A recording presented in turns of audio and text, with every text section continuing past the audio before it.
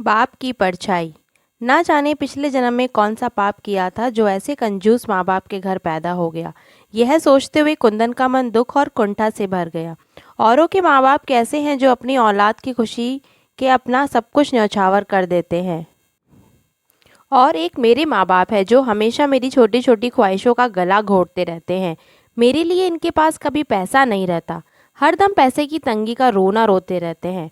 इस वक्त उसके अंदर घृणा और नफरत का ऐसा तूफान उठ रहा था जिसने उसकी सोचने समझने की क्षमता को क्षीण कर दिया था। भावावेश में उसके कदम और तेजी से उठने लगे। अचानक उसके मुंह से हल्की सी चीख निकली। शायद उसके पैरों में कोई कंकड़ चुभ गया था। कहीं ट्रेन ना छूट जाए इसलिए उसने रुक कर देखना उचित नहीं समझा। एक पैर उठाकर उसने जूते के नीचे से कंकड़ निकाला और तेज कदमों से आगे बढ़ गया। थोड़ी ही देर में वह अपने कस्बे के छोटे से रेलवे स्टेशन पर पहुंच गया। टिकट तो उसे लेना नहीं था इसलिए वह सीधा प्लेटफॉर्म पर पहुंच गया। प्लेटफॉर्म पर खड़े होकर उसने मोबाइल निकालकर देखा। सुबह के 5 बज रहे थे। ट्रेन अपने समय से आधे घंटे देरी से चल रही थी। वह पास में मौजूद कुर्सी पर बैठ गया और ट्रेन का इंतज़ार करने लगा। पैर में अभी भी दर्द का एहसास हो रहा था। अरे ये तो पापा के जूते हैं। वह जूते निकालने के लिए नीचे झुका तो चौंक पड़ा। शायद रात के अंधेरे में उसे दिखाई भी नहीं दिया था और जल्दबाजी में उसने पापा के जूते पहन लिए थे। जूते निकालकर उसने देखा तो पैर के तलवों में एक जगह खून रिसा हुआ दिखाई दिया। जख्म ज़्यादा नहीं था, बस हल्का सा ही चुभा था। तभी उसका ध्यान जूतों के निचले हिस्से की तरफ गया जो बिल्कुल शत विक्षत हो चुके थे। बुरी तरह से घिसने के साथ साथ वे कई जगह से फट चुके थे। तो पापा क्या रोज़ यही जूते पहनकर ऑफिस जाते हैं? जब एक बार पहनने से ही मेरे पैरों में कंकड़ चुभ गया तो रोज़ पहनकर ड्यूटी जाने के दौरान उनके पैरों में कितने कांटे चुभते होंगे।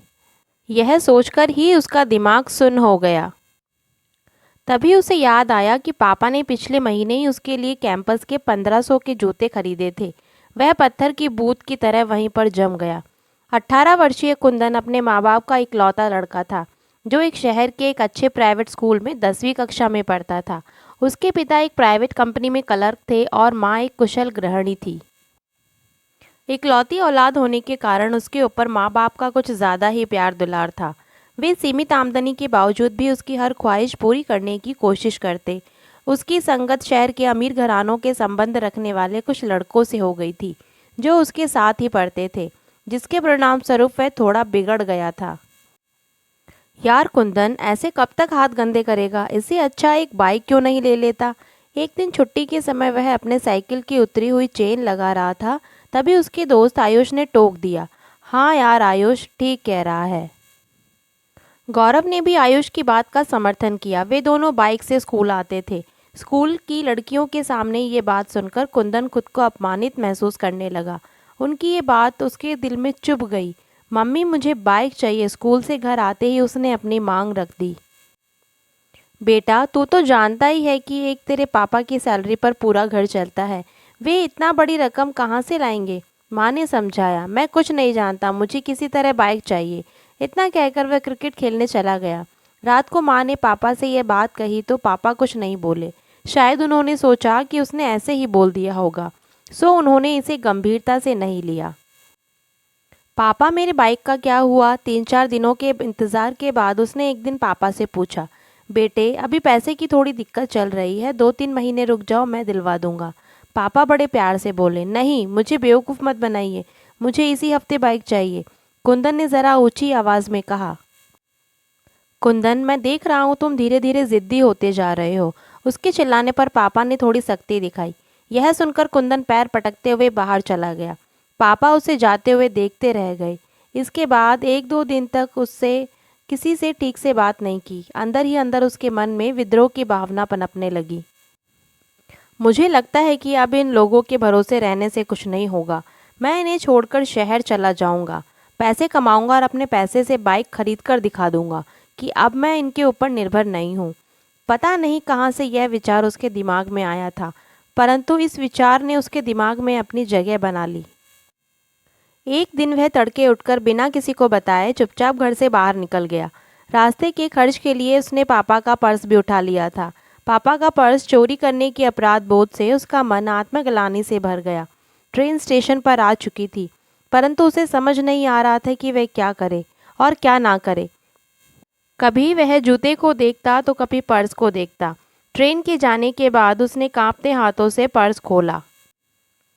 पर्स में 10-10 के 3-4 नोट पड़े हुए थे और एक छोटी सी डायरी भी थी। शायद उसके पैसे के हिसाब का लेन देन लिखा हुआ था। मन बहलाने के लिए वह डायरी निकालकर पढ़ने लगा। शर्मा जी से 50,000 रुपये बाइक के लिए, ब्याज 3 रुपये सैकड़ा, दिन और तारीख बीते कल की ही थी। यानी पापा, फिर उसके लिए उसके आंखों से आंसुओं की धारा फूट पड़ी। उसने आगे पढ़ना शुरू किया। गुप्ता जी से 30,000 रुपये लिए कंप्यूटर के लिए, ब्याज 5 रुपये प्रति सैकड़ा। 6 महीने पहले ही पापा ने उसके लिए नया कंप्यूटर खरीदा था। तो क्या पापा ने कर्ज लेकर मेरे लिए कंप्यूटर खरीदा? पढ़ते ही उसे झटका लगा। वह तो सोचता था कि पापा कंजूसी से पैसे बचाकर ब्याज पर चलाते हैं, परंतु उन्होंने तो उसके शौक पूरे करने के लिए हज़ारों रुपए की कर्ज ले रखा है। वह तुरंत उठा और तेज़ी से घर की तरफ दौड़ पड़ा। बदहवासी में भागता हुआ वह जब घर पहुंचा तो पापा अभी अभी बाथरूम से नहाकर निकले थे। अरे, कितनी दूर टहलने चले गए थे बेटे? चलो जल्दी से तैयार हो जाओ, बाइक एजेंसी चलना है, पापा उसे देखते ही बोले। इतना सुनते ही कुंदन के सब्र का बांध टूट गया। वह तुरंत पापा से लिपट गया और बच्चों की तरह फूट फूट कर रोने लगा।